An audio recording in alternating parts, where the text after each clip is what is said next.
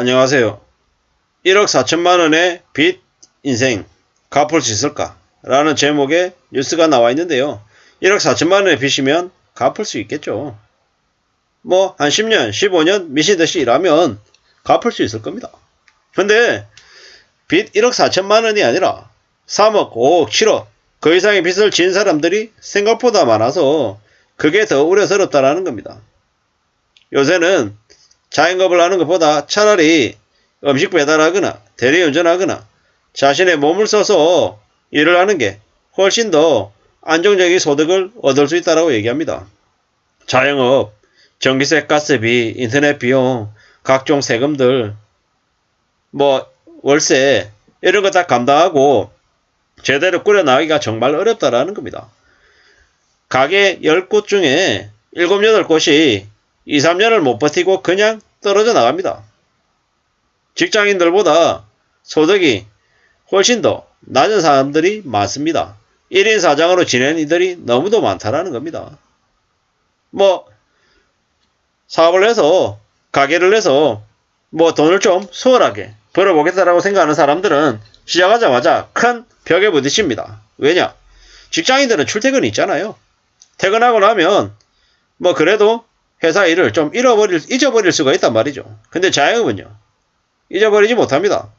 그냥 월화수목금금금이고 가족들까지 동원시켜서 일을 하는 경우도 많고요. A부터 Z까지 모든 걸 자기가 다 알아서 해야 되는 그런 1인 100인 역할을 해야 되는 곳이 자영업입니다.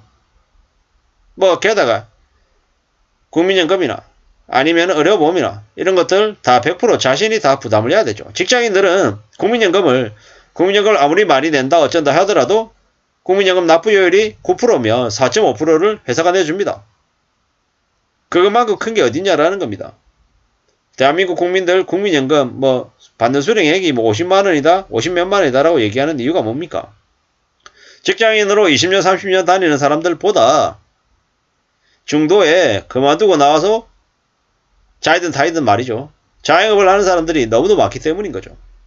프리랜서다, 자영업이다, 비정규직이다, 여러 가지 이유들 때문에 참 힘들고 어렵게 사는 사람들이 많습니다. 요즘에 빚 없는 사람이 어딨냐 이렇게 얘기하지만 분명히 빚 없는 사람도 있고요.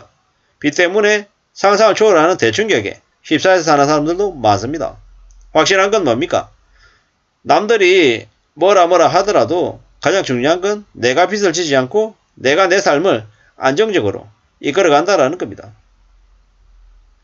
나이가 들면 들수록 아이들 학원비 아니면 생활비, 아이들 먹는 것 이런 것들 때문에 걱정이 많이 됩니다.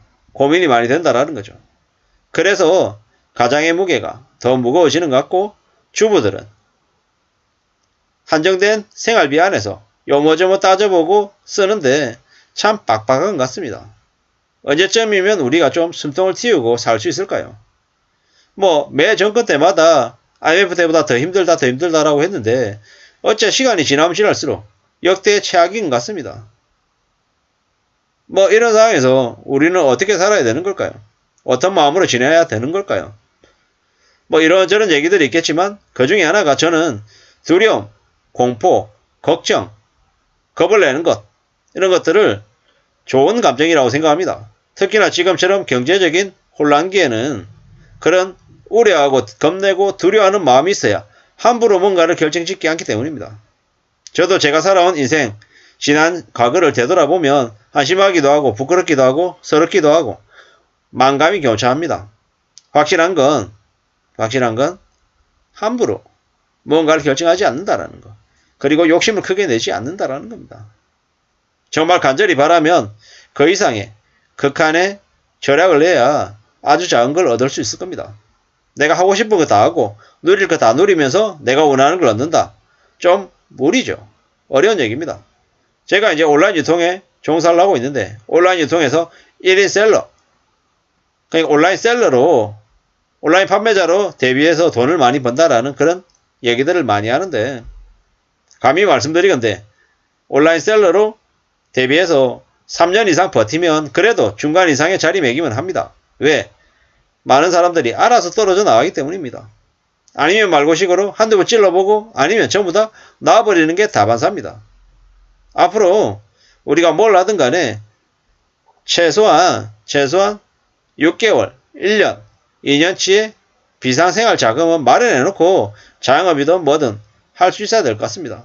그게 아니고서는 정말 어렵다라는 말씀을 드립니다. 지나 보니까 참 직장인만큼 상대적으로 자영업에 비해서 나은 게 없구나라는 생각이 들더라고요. 어느샌가 빚의 대명사가 된 자영업자랍니다. 억세의 빚을 진 사람들이 30%에 달한다는데 더 심할 수도 있겠다는 생각을 해봅니다. 전국 자영업자 수가 563만 명이랍니다. 얼마나 많은 빚을 지고 언제까지 그들은 살게 되고 또 빚을 갚을 수 있을까요? 이게 신용보증재단 중앙회에서 이야기하는 금융부채 현황이라고 합니다. 참 많이 고민스러운 거죠. 많이 생각해야 될 것 같습니다. 1년 전하고 비교했을 때 부채가 증가한 게 41%가 넘는답니다. 좀 충격이죠. 충격입니다. 올해는 자금 사정이 더 안 좋아질 거라고 하는데 뭐 폐업도 아무나 못합니다. 정말 괜찮은 사람들은 여력이 되는 사람들은 사업을 하다가 안 되면 폐업할 수 있는 사람입니다. 폐업하지도 못하고 문을 닫지도 못하는 사람들이 되려 더 힘들어하는 경우도 많습니다. 대한민국에 자영업하시는 분들이 얼마나 고생하는지 얼마나 힘들어하는지 뭐 정확하게는 모르지만 참 옆에서 조금씩 이렇게 듣는 얘기로만으로도 참 많이 어렵겠구나라는 생각을 합니다. 자영업자의 폐업 비용만 1989만원이랍니다. 폐업 과정에서 원상복구해야 되는 비용까지 들어가기 때문인 거죠.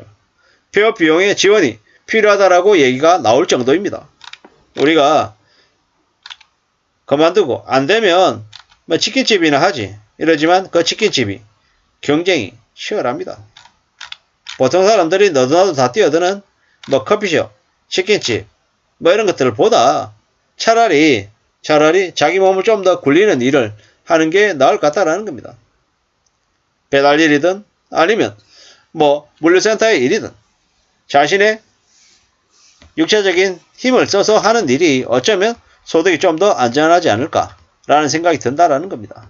함부로 가게를 열었다가 자영업에서 돈을 벌어보겠다라고 했다가 2억 3억 손실을 보면 그걸 갚는데 수십 년이 걸린다라는 걸 잊지 말아야 될 것 같습니다. 대한민국 자영업자들이 얼마나 힘들고 어려운지 얘기를 하면 좋을 것 같아서 이 뉴스를 말씀드렸습니다. 아무쪼록 대한민국 자영업자분들이 건강 잘 챙기시고 항상 너무 무리하지 않는 범위 안에서 차근차근 잘 헤쳐나가시기를 간절히 바랍니다. 고맙습니다.